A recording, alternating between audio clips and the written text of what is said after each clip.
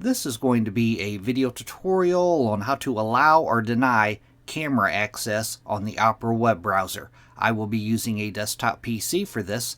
Let me jump over to my browser here. I have the Opera web browser opened up now. To allow or deny camera access, the first thing you want to do is open up Settings. I'm going to go off to the upper left-hand corner, up to the little red O logo. I'm going to click on that. Then I'm going to go down to where it says Settings, and I'm going to click on Settings.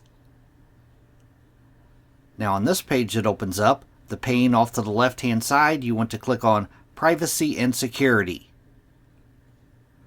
Then on the center pane, you want to click on Site Settings. Then right down here, Camera. You want to click on Camera. And right up top here, it has a little drop-down box where you could select what camera you want the browser to use. Down below that, Default Behavior. Sites automatically follow this setting when you visit them. By default, the top one is probably toggled on. Sites can ask to use your camera.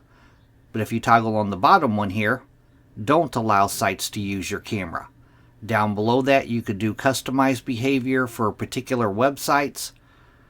But the main feature is right up here. Sites can ask to use your camera or don't allow sites to use your camera.